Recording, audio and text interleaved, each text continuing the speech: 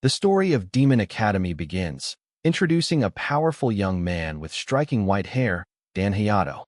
Energy swirls around his hands as he stands before a ruined city, hinting at the destructive power he wields.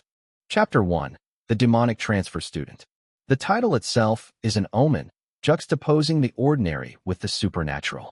On one side, Dan Hayato's cold, determined gaze meets the viewer. On the other, a mysterious group stands guard over a collection of ornate, demonic-looking swords. The scene shifts as the dark, ominous introduction gives way to the bright, glaring light of a new day. We are brought to a seemingly ordinary high school, where the sounds of a baseball game echo across the schoolyard. It's a picture of peaceful, everyday student life. The campus is alive with activity. The crack of a baseball bat, the intense focus of a soccer match, and the swift volley of a tennis game all paint a picture of vibrant, youthful energy. A different mood cuts through the cheerful atmosphere. A group of students in formal black suits walks with grim purpose. In the foreground, a young woman with dark hair and a somber expression seems to be at the center of this procession. A classmate tries to reach out to the somber girl, asking if she wants to go home with him. But she walks past, her expression filled with a deep sadness that her friend notices. Her friend explains the source of her sorrow to another student. He tells them to leave her be, revealing a shocking tragedy. 30 kids from her class just died. In the background, the ruins of their school building stand as a testament to this disaster. The camera zooms in on the school, showing the true extent of the devastation. The building is a twisted wreck, a gaping wound against the sky, scarred by an unseen catastrophe. The scene changes to a desolate graveyard filled with freshly placed crosses. An old woman grieves while the dark-haired girl, now alone, pays her respects before walking away with a heavy heart. She walks up a grassy hill overlooking the city and finds a familiar figure waiting for her, the same friend who defended her earlier. Having been looking all over for him, she approaches and asks about a letter he's holding. They discuss their futures. She plans to become a homemaker, a path she still feels unprepared for. He tells her that being a homemaker suits her well. When she asks about his plans, he looks out at the city and says he's going to do something that suits him. She notices the letter is about a place called Tokyo, a name that seems foreign and distant to her. She asks him where that is, her voice filled with innocent confusion. He admits he doesn't know where Tokyo is either. Despite the uncertainty, his path is set. He's still going. He is a transfer student. Hearing his resolve, she quietly sits down next to him on the grass, sharing a silent moment before their inevitable separation. The scene takes on a dreamlike quality. Another girl with light hair appears, speaking to the boy. She says she always wanted to look at the sky with him like this, but never imagined it would be to say goodbye. The dark-haired girl looks on, her heart aching as she asks if he'll promise they'll meet again. He gives her the hard truth. He doesn't think they'll ever see each other again. Overwhelmed with sorrow, she collapses into his arms, crying that he could have at least lied to her. With that painful farewell, they finally part ways. Sometime later, the girl finds herself walking by the school's baseball field, seemingly in a daze. As if guided by fate, a stray baseball rolls to a stop right at her feet. One of the players calls out, asking her to throw the ball back. She turns her head, her hair whipping around her, and then stoops to pick up the ball. She stands motionless, lost in a memory of her painful goodbye. The sun glares brightly, blurring her vision as the player's voice calls out to her again. She holds the baseball in her hand, her gaze fixed on the school building, a place that now holds so many painful memories. As students walk past, oblivious to her inner turmoil, she looks at the ball and quietly wonders to herself, "What am I doing here?" "That's strange," she thinks, as she winds up and throws the ball. This is no ordinary throw. The ball rockets into the sky with impossible speed, seemingly leaving her world behind and heading toward a darker one, revealing a hint of a hidden, otherworldly power. And as the ball travels to an unknown destination, our scene shifts to a sinister, Gothic clock tower under a stormy night sky. A full moon looms behind it as lightning flashes. This is the Demon Academy, a place that promises darkness, chaos, and a connection to the supernatural events unfolding across the country. The story shifts to the heart of the city at Mikado High School in Tokyo. The sign indicates a night school is in session, setting a grim and serious tone. A group of men walks with purpose down a polished hallway. The close-up on their leader's face reveals eyes filled with intense determination. The leader, armed with a large, ornate sword, surveys the area as his subordinate reports that the first floor of the night school building is all clear. A demonic statue looms in the background, hinting at the true nature of this school. The men discuss the current situation. A mysterious entity has been attacking other high schools, but has strangely left Mikado High untouched. The leader speculates that the threat might be coming from the west, beyond their Kanto territory. The leader remains silent and contemplative, his subordinate waiting for orders as they continue their patrol through the empty school halls. One of the guards peeks into a classroom and spots a beautiful student, pointing her out to his smirking leader. "Hey, Hikawa Megumi's in there." The guards blush as they admire Hikawa's beauty, whispering that she's called Miss Mikado for a reason. It seems her presence is the real reason so many people signed up for the dangerous night school security duty. Inside, a teacher lectures about a grim reality. The Kanto region has been cut off from the west, and while the bullet trains are still running, no one who boards them ever comes back to tell the tale. The mystery of what happened hangs heavy in the air. Suddenly, the patrol is interrupted. A demonic entity appears as the leader's guardian's sword begins to rumble and its eyes glow. They have an intruder. Action explodes in the hallway. The leader orders his man to call headquarters while he confronts the shadowy figure that has just burst onto the scene. The leader is hit by a torrent of black, viscous tendrils, a surprise attack from the dark intruder. He turns to find the horrifying result of the attack. His subordinate has been grotesquely killed, his body mangled by the demonic assailant. The intruders reveal themselves, monstrous beings with feral features. One of them hisses as the security chief, recovering, demands to know who they are. The leader draws his guardian's sword. As he prepares to fight, ancient runes and symbols flare to life, glowing along the length of the blade. One of the demons lunges forward, only to be stopped dead in its tracks. It realizes the blade is enchanted and finds itself paralyzed by the sword's holy power. The demon reveals a trick of its own, shooting a stream of spider-like silk from its mouth. The security chief is taken by surprise and becomes entangled in the sticky trap. As the chief struggles against the silk, he demands to know who sent the demon. He then notices with dread that his guardian's sword's light is fading. The demon mockingly tells him he has underestimated the fierce demons for the last time. A new, imposing figure enters the fray, heralded by a gasp from the onlookers. With a massive afro and carrying his own blade, the chief recognizes him instantly. "You're Kadoi from Kuromon High?" Kadoi unleashes his own power. A wave of dark energy erupts from his body, his hair seeming to combust with power, blasting the unfortunate security chief. The chief is caught in a whirlwind of demonic shadow, his arms severed as he lets out a blood-curdling scream of pure agony. The chief's face contorts in a silent scream as his body begins to turn to stone, the horrifying transformation cracking his skin. As the teacher flees in terror, the once mighty security chief crumbles into a pile of stone and dust, completely destroyed by Kadoi's overwhelming power. The teacher's horror is not over. He turns at the sound of a strange noise, only to be confronted by a new nightmare, a zombified schoolgirl wielding a bizarre weapon. In the reflection of his glasses, he sees occult symbols, realizing he is trapped in a demonic ritual.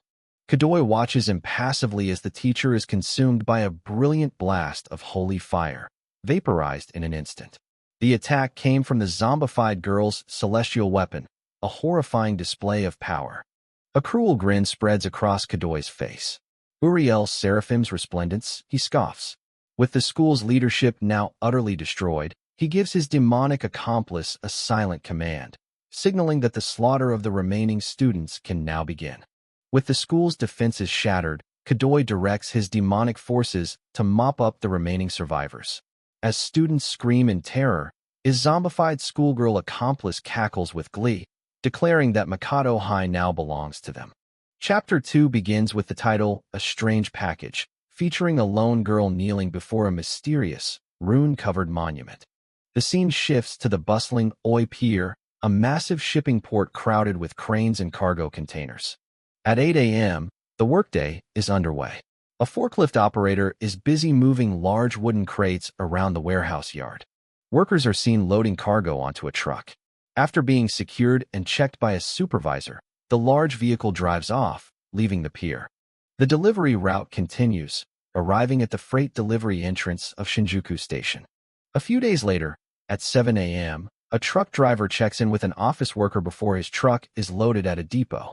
The story then moves to Haneda Airport, where a jumbo jet is seen taking off from the runway.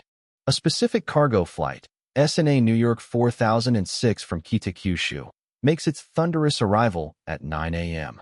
An airport worker is casually whistling until a strange noise from the plane's cargo bay catches his attention, his expression turning to one of curiosity and concern. As the massive cargo door opens, the ground crew is stunned. One exclaims in disbelief, as the vast cargo hold is completely empty, save for a single item. The workers discover the lone item, a small, securely strapped wooden box. Confused, one of them lifts the mysterious package. The workers are baffled, questioning who in their right mind would charter an entire jumbo jet just to send a single, small package, and wonder if it contains something incredibly valuable. At the domestic cargo arrivals terminal, the package is processed and loaded onto another truck. A delivery worker asks his superior where they're supposed to take the strange package. The man with the mustache whispers conspiratorially, revealing the shocking destination, a high school. The supervisor pulls back the truck's curtain, revealing something that makes the two workers recoil in shock. The mustached man smirks, explaining that deliveries from Oi Pier and Shinjuku Station were all addressed to the same place, but the sender remains a mystery. The delivery slip confirms the destination in Oda, Tokyo. The workers question how it was sent, but their boss dismisses them, saying their only job is to deliver it as he pulls away in the truck. Left behind at the loading dock, the two workers watch the truck depart, their faces etched with confusion and worry. The truck speeds down the highway, its mysterious cargo on the final leg of its journey. A sinister, demonic face with glowing eyes and sharp teeth materializes in the air, roaring as it looms over the speeding truck. Inside the truck, the small wooden crate rattles and shakes as the vehicle speeds along. The cargo hold is revealed, showing 5 large coffins arranged around the small, central crate.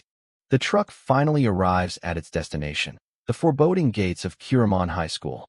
The school itself is a massive, Gothic-style building, resembling an ancient, decaying cathedral more than a place of learning. And inside this unholy sanctuary, a horrifying ritual is taking place. A scantily clad woman is chained upside down to a cross, a sacrifice watched by several robed figures from a balcony above.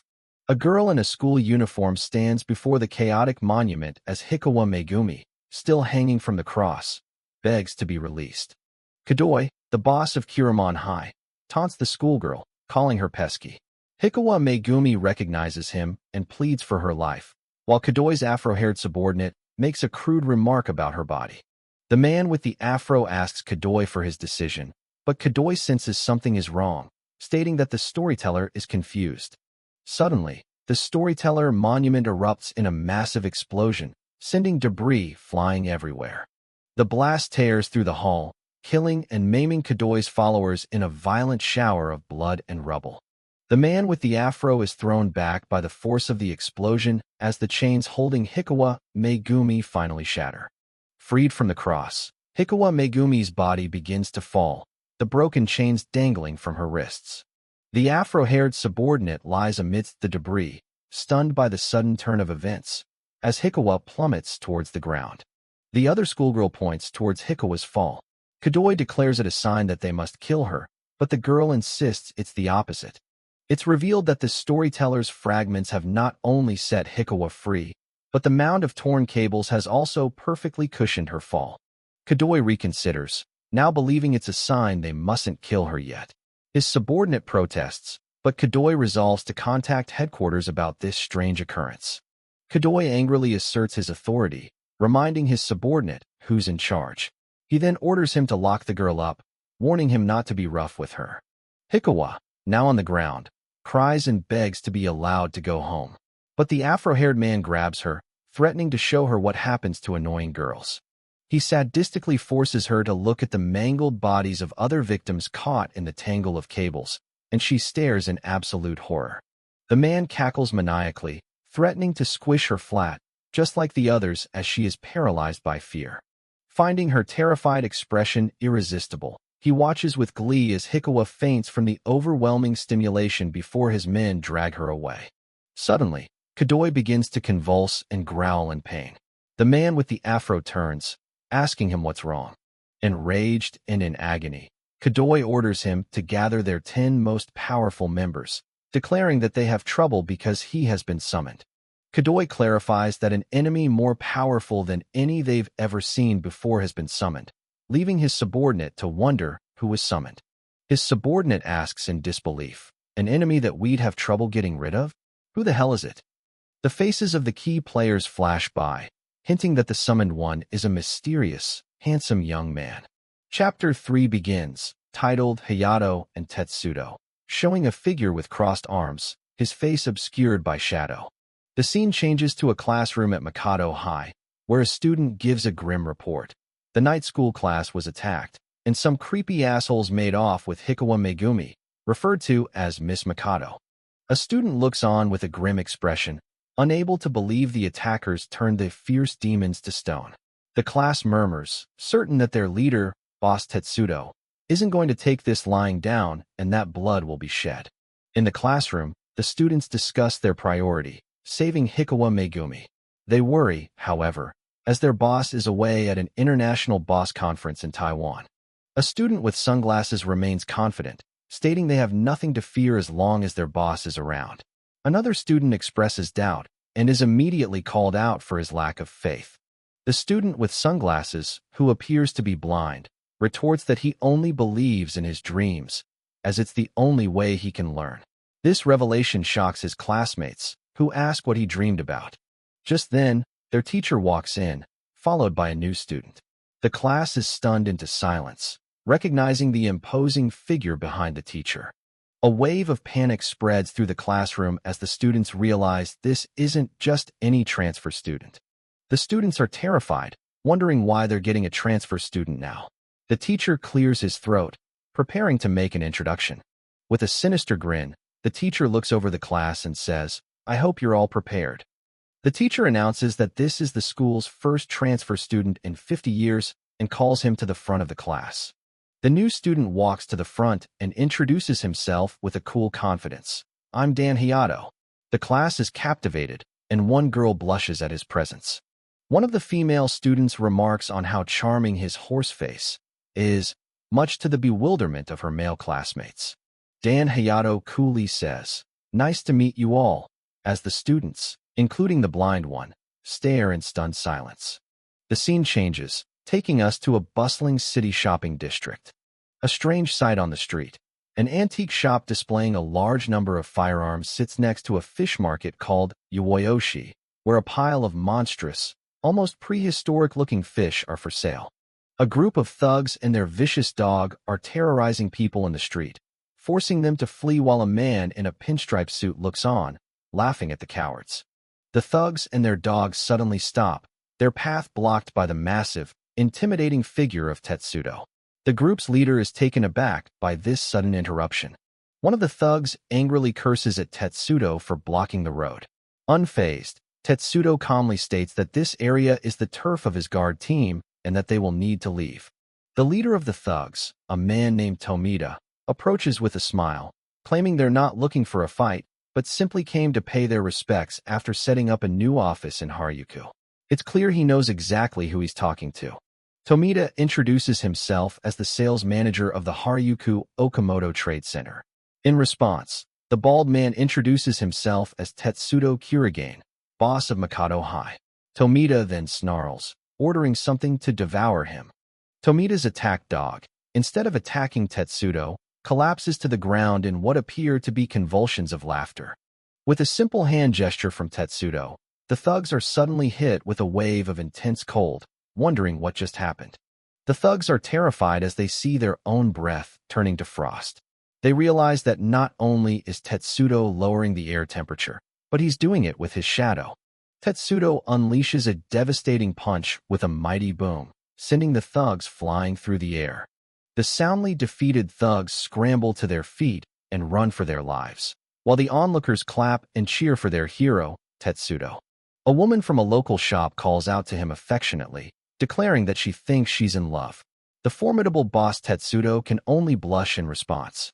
The woman thanks Tetsudo by giving him a strange deep-sea fish, caught 5,000 meters below.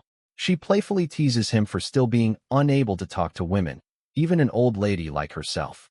As the crowd continues to cheer, Tetsudo awkwardly accepts the fish with a quiet, "Thank you." His light-hearted moment quickly fades as he looks toward the ominous Kiramon High School in the distance. As Tetsudo walks, the same truck that delivered the coffins to Kiramon High speeds past him. Suddenly, small, demonic creatures leap from the truck and ambush him on the street. While viciously fighting off the demonic assailants, Tetsudo nonchalantly takes a large bite out of the raw deep-sea fish he was just gifted. The focus shifts back to Dan Hayato, who stands with a cool, imposing demeanor. Chapter 4 begins, ominously titled The Human-Shaped Cargo. A mysterious young man with piercing eyes and wild blonde hair, Hayato, is shown, along with an unknown girl, hinting at the strange events about to unfold. A group of thugs, with Hayato in the lead, menacingly approach a truck. One of them brandishes a knife, ready for violence. In the driver's seat, the terrified trucker can only scream in panic. The thugs surround the truck, yelling at the driver to get off the road. While one of them laughs about how dangerous they are, Hayato remains silent and composed, an air of authority about him. In a swift move, one of the thugs suddenly appears inside the truck's cab, startling the driver. Before the driver can react, Hayato is at the window, ordering him to shut up and park the vehicle in an empty lot. The hijacked truck is driven to a desolate, abandoned lot, with a lone church standing in the background. The scene is set for a confrontation. One of the thugs interrogates the driver, who nervously explains he was just delivering cargo to a high school. The thug reveals their true intention, to get rid of the cargo, as it's bad news for them. With a sinister grin, the thug tells the driver to relax and take a little nap. He then stabs the man with a spirit knife, gloating about how well the cursed blade works. With the driver disposed of, Hayato orders his men to unload the truck. They gather around the back of the vehicle, ready to move the mysterious cargo. The men unload several large wooden crates. Hayato stands with his arms crossed, questioning if this is what they're looking for.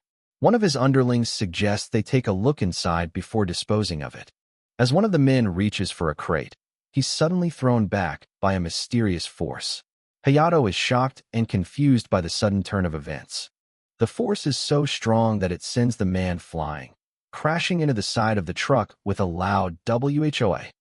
Chaos erupts as the men realize the boxes moved on their own. To their astonishment, the crates begin to slide and stick together, forming a new shape. The crates assemble into a large, cross-like structure, unmistakably in the shape of a human.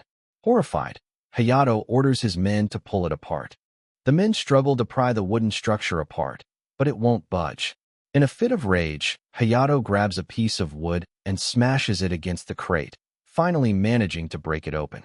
A muscular arm bursts out from the broken crate, sending splinters flying. One of the thugs can only stare in disbelief, wondering what kind of monster they've unleashed. The men are in a state of panic. One of them screams that it's a hand, to which another retorts that he's not blind. The situation is quickly getting out of hand, both literally and figuratively. One of the thugs tries to make a joke out of the terrifying situation, but he's quickly shut down. It's clear that they are dealing with something beyond their comprehension. Hayato, unfazed, grabs a large spear.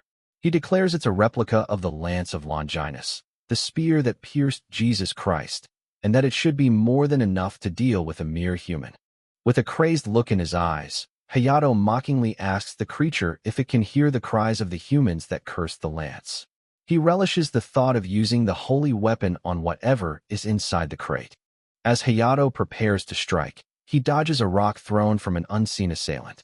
He readies his stance, shouting "Prepare to die," into the darkness. Suddenly, a mysterious figure appears out of nowhere, standing atop one of the crates. Hayato and his men are caught off guard, demanding to know who is there.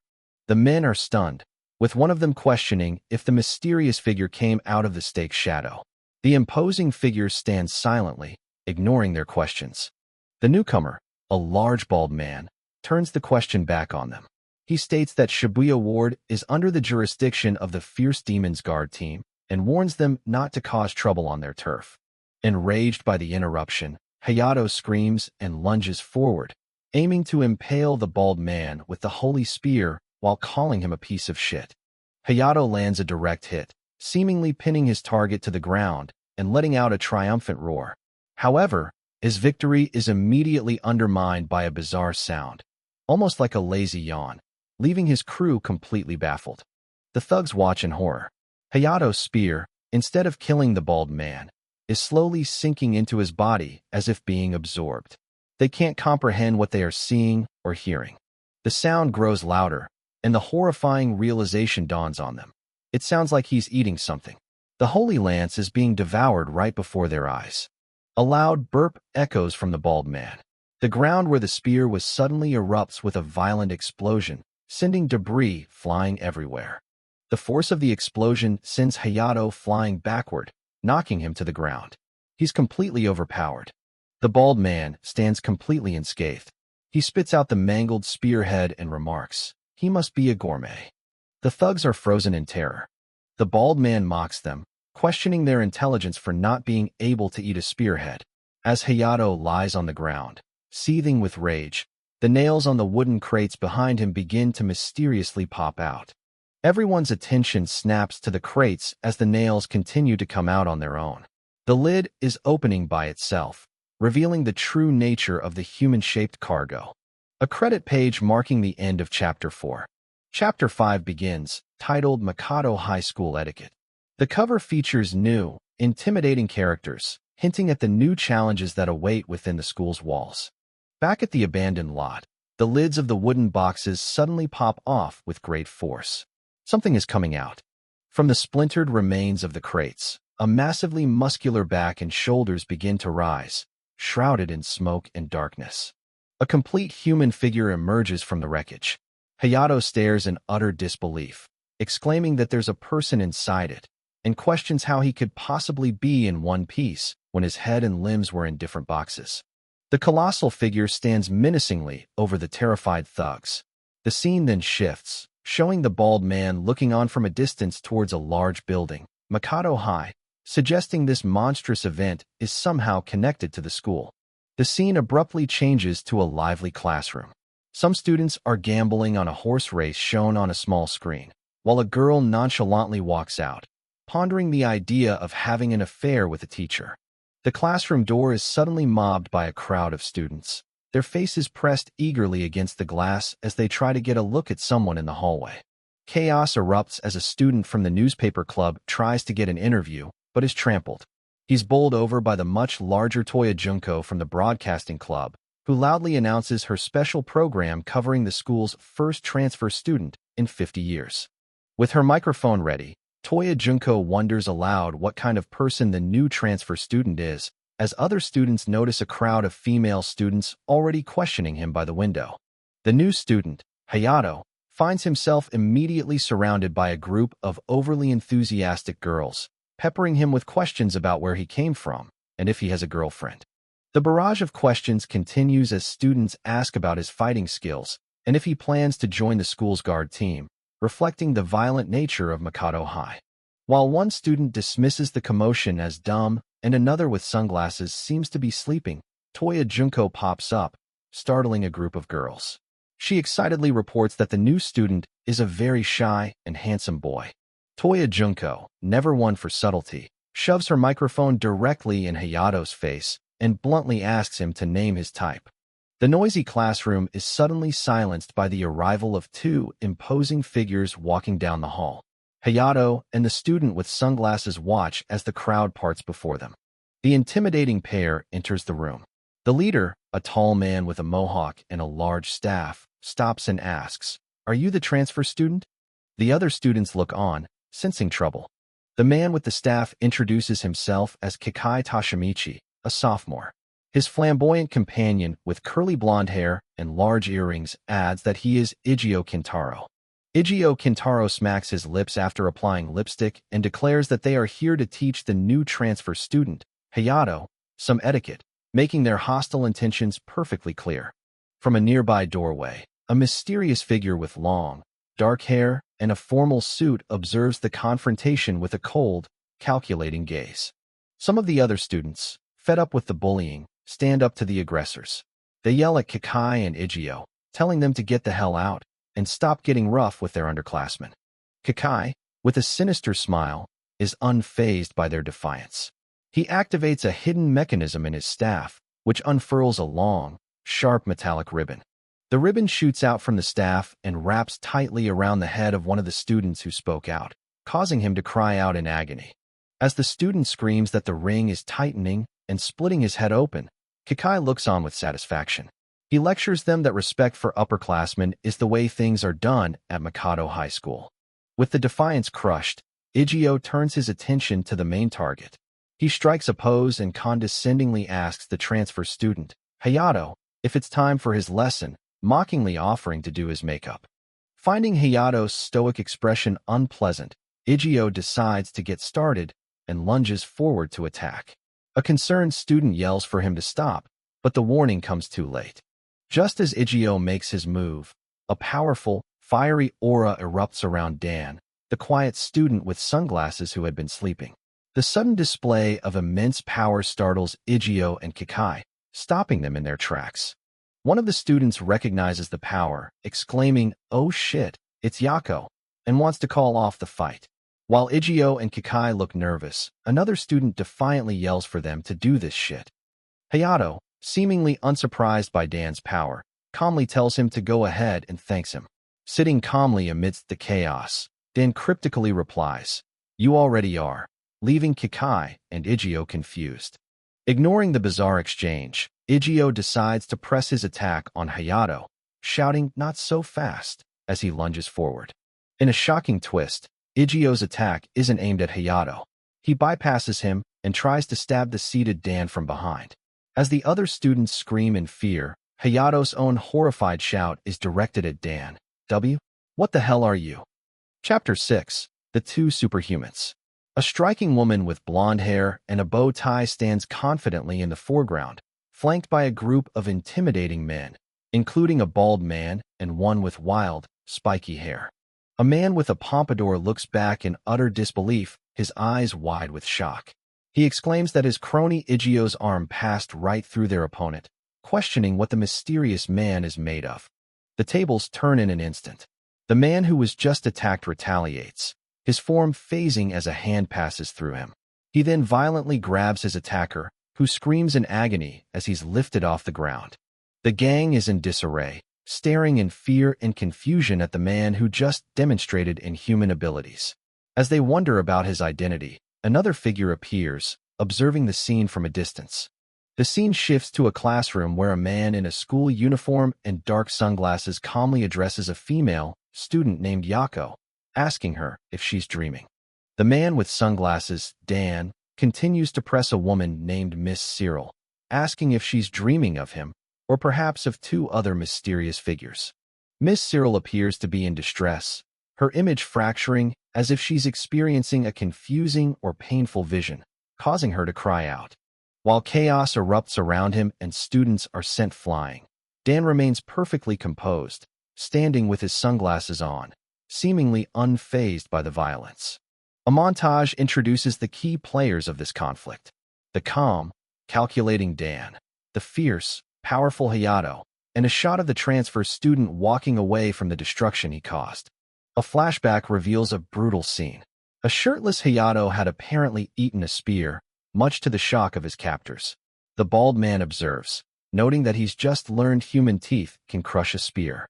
Enraged, one of the thugs screams for his cronies to attack Hayato, who stands calmly in the center of the brewing storm, unintimidated. The bald man analyzes the situation from the sidelines. He notes that Hayato's enemies are trained in various martial arts, yet Hayato himself isn't even bothering to take a fighting stance. The thugs swarm Hayato, unleashing a barrage of punches. He remains eerily still, taking the hits without flinching. The bald man observes that it's almost like he's missing his soul. The brutal assault continues as fists rain down on Hayato's unresponsive body, a whirlwind of violence directed at a single, unmoving target.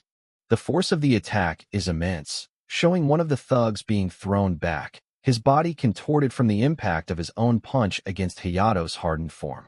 In a shocking turn of events, it's revealed that Hayato simply crouched down, causing his 4 attackers to strike each other and knock themselves out. One of the remaining thugs decides Hayato is a worthy opponent. The bald man muses that Hayato's body seems to respond to stimuli on its own, a bizarre art form. Hayato points, ready for the next fight. Suddenly, Hayato is no longer shirtless but fully dressed in a school uniform, standing defiantly. His opponent and the bald man are stunned by this instantaneous change. Hayato calmly tells his opponent to stop. The thug, bewildered and angry by the strange events, calls him a psycho and retaliates by hurling a volley of daggers at him. The enraged thug doesn't just target Hayato. He throws his daggers at both Hayato and the bald man, screaming for them both to eat shit. In a stunning display of skill, Hayato exhales a powerful stream of fine particles, creating a makeshift shield to intercept the incoming daggers. The daggers are deflected midair. Some bounce harmlessly off Hayato's body, while others are stopped by his particle cloud, clattering uselessly to the ground. The attacker is left speechless, witnessing his daggers bounce off one superhuman and phase through the other. The bald man inspects one of the fallen daggers, a thoughtful look on his face. The bald man figures out one part of the puzzle. Hayato blew the metal particles from the spear he'd eaten to dull the dagger's edges.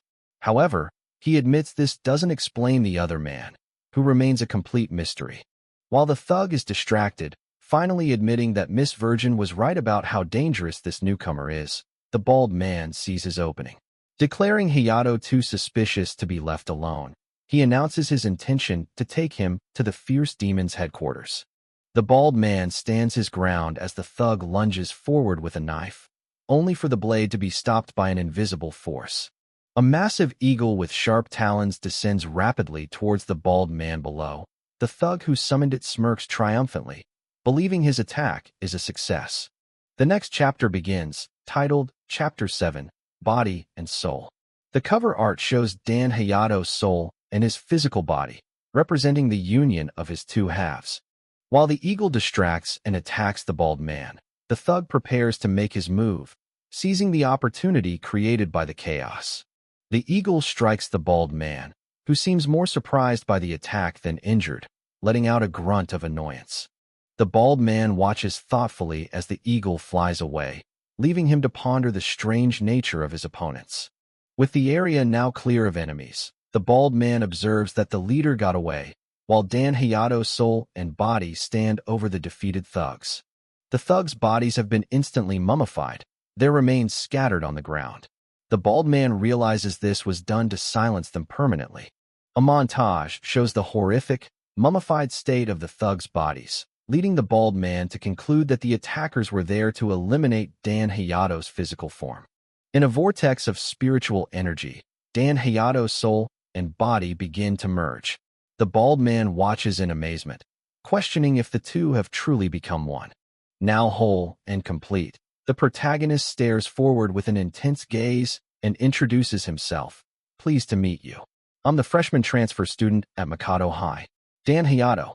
The scene transitions to Mikado High School, showing the main school building, a clock tower, and the separate, more fortified guard team headquarters. A glimpse into the school's dark side reveals occult drawings of angelic and demonic figures, including one labeled Devil Double, and strange symbols scrawled on a wall. Inside the guard team's room, an imposing guard holds the leash of two massive, ferocious-looking dogs, ready for trouble. The guard team's armory is revealed, a room with walls covered in a vast array of weapons, from katanas and polearms to full suits of samurai armor. The scene shows Training Ground A, a large, empty dojo with polished floors, suggesting a formal duel is about to take place. A member of the guard team looks over the impressive wall of weaponry before heading into the training area. Dan Hayato arrives at a hallway with a sign warning that several people have gone missing there. The bald man and his uniformed squad are waiting, and he apologizes for keeping them. Dan Hayato calmly faces off against the entire assembled guard team squad, standing alone before the group in the tense quiet of the training hall. The leaders of the squad introduce themselves. A man with long hair says, "I'm the underboss, Hibiki." He is flanked by his captains, the bespectacled Tsuchirezu and the mohawked Ominari. Captain Ominari smirks and lets out a low chuckle. As a sinister, dark aura begins to swirl around his body. Dan Hayato asks if they have found his guarantor. Hibiki replies that the guarantor section on his registration was left blank, so they must hear the answer directly from his mouth. Hibiki presses further, asking who called him to the school, a question echoed by his subordinates' concerns over the transfer students' enemies. Dan Hayato stonewalls them, coolly replying that he doesn't know who they are, and even if he did, he wouldn't tell them. His patience wearing thin, Hibiki warns that such defiance won't fly with Mikado High's guard team, and that they will extract the information one way or another. Dan Hayato meets his threat with a sharp, philosophical retort. The world's made up of secrets. Dan Hayato's defiance angers the guard team captains, who curse at his insolence. The underboss Hibiki maintains a cold composure, while the bald man looks on, intrigued by the unfolding confrontation. Changing tactics, Hibiki decides to review the transfer student's registration form once more. He reads the sparse details aloud. Name, Dan Hayato. Age, 17. Blood type and astrological sign, both unknown. Hibiki continues down the list, revealing that every single detail about Dan Hayato is a mystery. His place of origin, family, previous school, hobbies, and skills are all listed as unknown. With a hint of sarcasm, Hibiki calls it a flawless registration. He then lays down the ultimatum. Dan Hayato is not free to go until he fills in all the unknowns, starting with his reason for coming to Mikado High. Dan Hayato questions their methods, noting the lack of a proper interrogation room. A guard retorts they've spent their budget on cleaning supplies. Fed up with the games, Hibiki gives the simple order, "Get him." Responding to their leader's command, the entire guard team draws their swords and charges forward in a unified, deadly rush towards Dan Hayato. In a bizarre turn, the bald man seems detached from the fight, musing that he'd love some ramen. He acknowledges Dan Hayato's incredible strength and wonders what to do, to which Hayato casually asks the bald man what his own plans are. Asserting his authority, Hibiki declares that he doesn't involve himself in such trivial matters and orders his men forward. The charging guards blur into a swirling vortex of violent energy.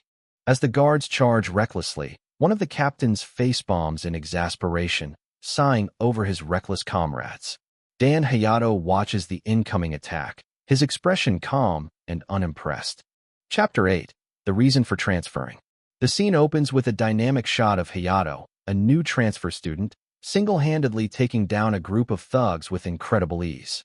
The onslaught continues as the thugs are sent flying back by Hayato's unseen attack, screaming in agony. A group of onlookers, including the imposing figures of Kurahata and Nagumo, watch in stunned silence. Their shock turns to disbelief as they see the aftermath. The defeated thugs lie in a heap on the floor. The students can't believe their eyes. One of them points out the unbelievable sight. All 5 of the defeated members are seemingly frozen in midair. Even the stoic Nagumo can only utter a simple "oh." A closer look reveals the bizarre truth. The 5 bodies are all touching each other at a single point, creating a delicate, impossible balance. A student points out the source of this strange equilibrium. Hayato calmly stands before his handiwork, pointing with precision at the single contact point that holds the entire structure of bodies together. While his stomach rumbles with hunger, Kurahata, the boss, admits that he has no idea how Hayato pulled off such a feat. However, he remarks that he expected nothing less from the first transfer student in 50 years.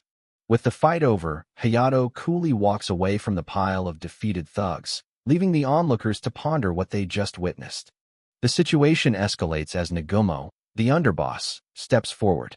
Unimpressed by the display, he announces that he will take on Hayato himself. The other students are in an uproar.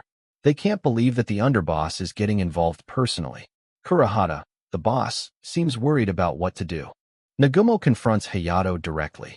He demands to know who sent him to Mikado High and for what purpose, as a couple of students nervously clear their throats in the background. Suddenly, a loud, angry voice cuts through the tension. An old man appears, screaming at the students to go jump off a cliff and die. The students recognize the disruptive old man as Mr. Kurematsu. He continues to yell obscenities at them, telling them to shut up. As Mr. Kurematsu turns to leave, he nonchalantly drops a bombshell on the students. I was the one who called that transfer student. The students are left completely stunned by his confession. They can only shout in disbelief. What did you say?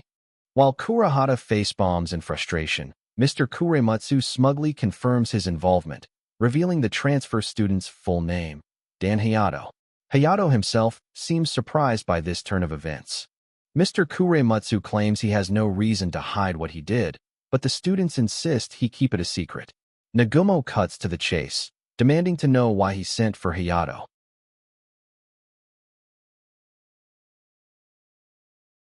The conversation shifts to a more serious topic. Nagumo's group discusses an enemy named Hikawa, revealing they have already sent scouts to investigate. When asked if the scouts have returned, the answer is a grim no, but they will soon. Just then, a student bursts into the room in a panic, shouting that a strange parcel addressed to the team has just been delivered. The announcement sends a wave of shock through the group. Wasting no time, Nagumo orders Hayato to come with them.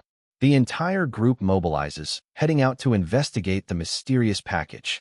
Mr. Kurematsu seems disturbingly amused by the situation, gleefully exclaiming that this is going to be good. Hayato, however, remains stoic and unimpressed by the old man's odd behavior. The group gathers around the parcel, which is revealed to be a giant roll of Kent paper. The students are baffled, questioning if it's really just a single sheet of paper. As they examine the roll, a student looks at it with a pale face, noting that there's no name for the sender. Kurahata notices his subordinate's fearful expression and asks what's wrong. The tense atmosphere is shattered by a piercing scream. It's Mr. Kurematsu, who recoils in horror from the giant roll of paper, his face a mask of pure terror. As two students unroll the paper, the horrifying truth is revealed. The missing team members, likely the scouts sent earlier, have been gruesomely flattened into the sheet. This grotesque display is a clear, brutal message from their enemy. In the wake of the horrifying discovery, the faces of Hayato, Nagumo, Kurahata, and the other students are grim and determined. The shock has passed, replaced by a cold resolve. The scene shifts to an isolated warehouse, battered by a torrential downpour, setting a somber and tense mood. Inside, the student leaders of Mikado High have gathered for an emergency meeting, the gravity of the situation hanging heavy in the air. As Nagumo notes the downpour outside, Kurahata sits with a grim expression, contemplating their next move. Two students talk amongst themselves, admiring Nagumo. They reveal that he was once scouted by film studios and could have been an actor, but he wanted to be a poet instead. The student continues, explaining that despite his poetic aspirations, Nagumo is now known to every high school in the East by a formidable title, Winter Hibiki. Taking command, Nagumo declares that the heavy rain is the perfect cover for their operation and gives the order to move out. Kurahata agrees, stating that with their scouts eliminated, they have no choice but to launch a direct frontal assault on Kiramon High. With this grim decision, the first volume of Demon Academy comes to a close. Volume 2 begins, with Hayato striking a powerful pose on the cover. The story continues with Chapter 9, First Class Friend School, featuring a determined close-up of Hayato. Back in the meeting, a student declares to Kurahata that they must break into Kiramon High through the front door. The urgency is clear. Every day of delay puts their kidnapped comrade, Hikawa, in more danger. Kurahata turns to Nagumo, addressing him by his title, Hibiki, and questions if they have enough information to act. Kurahata lays out the two central mysteries they face. Why did the enemy specifically target Hikawa? And why did Kiramon High, an allied school, pick a fight with them in the first place? The students silently contemplate the baffling betrayal, their faces tense with anger and confusion. Kurahata provides some historical context, revealing that there haven't been any major inter-school conflicts for 50 years, ever since a perpetual peace treaty was signed following the Kanto Armageddon. Flashback panels depict the sheer scale of the past war, with massive armies clashing in brutal, high-tech combat. Nagumo reiterates how strange the situation is, especially since Kuramon was considered a first-class friend school to Mikado High. Another figure passionately agrees, framing the central question once more: why would a trusted ally suddenly turn against them? The scene changes. Mr. Kurematsu, now in a quiet room with Hayato, asks for his opinion on the matter while casually chugging a can of Coca-Cola. Hayato gives a cryptic answer, suggesting that not even fierce demons would know the reason for Kuramon's betrayal. His words are juxtaposed with an image of a run-down, isolated building.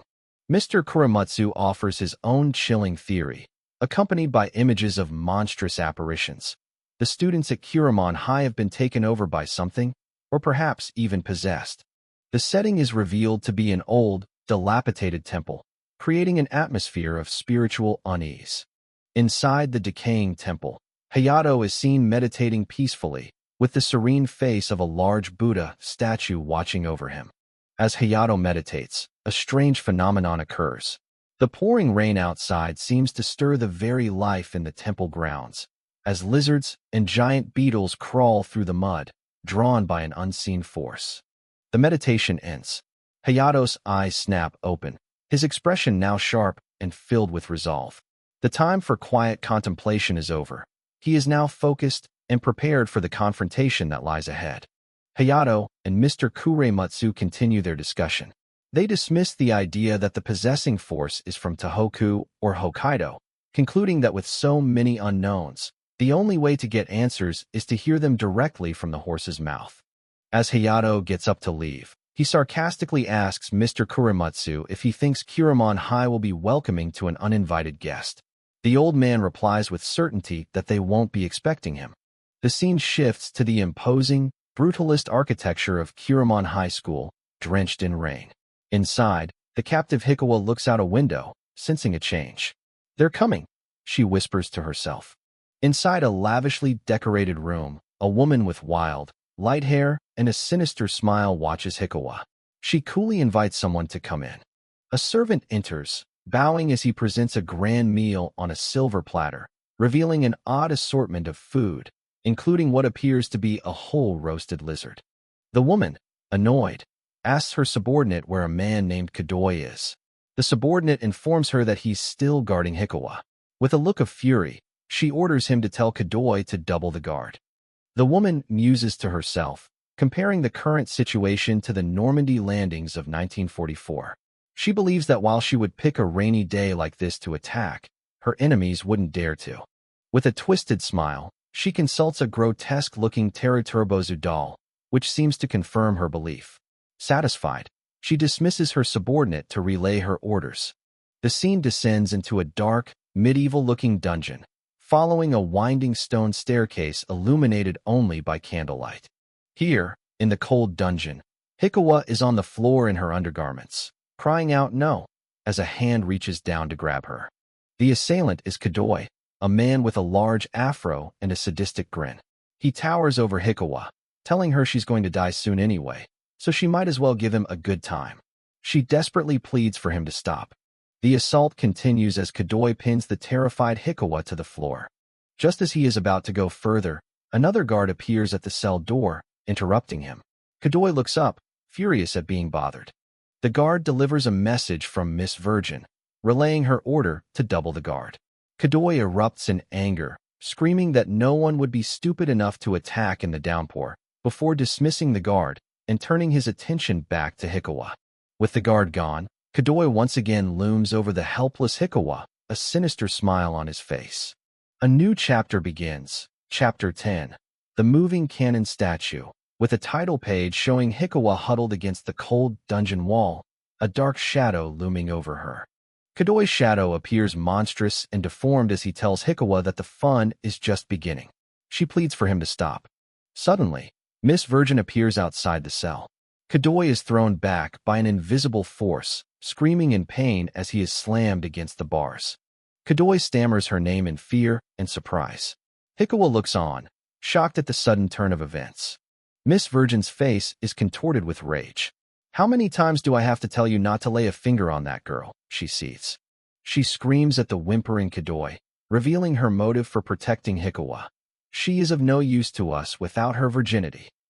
Kadoi begs for mercy, but Miss Virgin is unmoved. Declaring that she'll have to beat it into him, she reveals glowing pentagrams on the palms of her hands, preparing to unleash her power. She thrusts her hands forward, unleashing a dark energy that engulfs Kadoi, who lets out a guttural scream of agony. Hikawa watches in sheer terror as Kadoi's body is grotesquely flattened and seemingly absorbed into the stone wall of the dungeon, his screams echoing. Miss Virgin coldly explains his fate as she locks the cell door. "Stay flat and suffer for a while. Your 3D body becoming 2D will bring you unbearable pain." Hikawa can only stare in horror, realizing he's been sucked into the wall. Miss Virgin coldly dismisses Hikawa's desperate question, telling her, "I'm too old to bother with talking. You'll find out soon enough." As she walks away, Hikawa is left in tears, collapsing to the floor in despair. Hikawa is left alone in the cold dungeon, her mind racing as she wonders what terrible fate awaits her. The scene then cuts away to a convoy of vehicles speeding through the rain-swept city.